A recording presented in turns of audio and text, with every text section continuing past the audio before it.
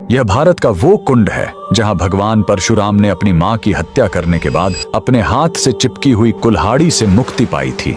यह कहानी है महान ऋषि जमदग्नि और उनकी पत्नी पतिव्रता रेणुका की। कहते हैं रेणुका हर दिन नदी से कच्चे घड़े में पानी लाती थीं और उनके सतीत्व के बल से वह घड़ा टूटता नहीं था। उनके 5 पुत्र थे जिनमें सबसे छोटे थे विष्णु अवतार परशुराम। एक दिन रेणुका ने नदी में कुछ गंधर्वों स्वर्ग के संगीतकार को जल क्रीड़ा करते देखा। उन्हें देखकर एक पल के लिए उनका मन मोह में पड़ गया और उसी क्षण उनके सतीत्व का बल टूटा और कच्चा घड़ा टूट गया। जब वो आश्रम लौटी तो ऋषि जमदग्नि ने अपने योग बल से जान लिया कि उनका मन भटक गया था। वो इतने क्रोधित हुए कि उन्होंने अपने पुत्रों को आज्ञा दी, अपनी मां का वध कर दो। जब चारों बड़े भाइयों ने मना कर दिया तो क्रोधित पिता ने उन्हें तुरंत पत्थर बन जाने का श्राप दे दिया। इसके बाद परशुराम ने पिता की आज्ञा को अपना धर्म समझा। उन्होंने भारी मन से अपनी कुल्हाड़ी उठाई और अपनी ही मां का सिर धड़ से अलग कर दिया। उनकी आज्ञाकारिता से प्रसन्न होकर जमदग्नि ने वरदान मांगने को कहा। परशुराम ने तुरंत अपनी मां को फिर से जीवित करने और साथ ही पत्थर बन चुके अपने चारों भाइयों को भी मुक्त करने का वर मांग लिया। सब फिर से जीवित हो गए, मानो कुछ हुआ ही ना हो। लेकिन कहानी यहीं खत्म नहीं हुई।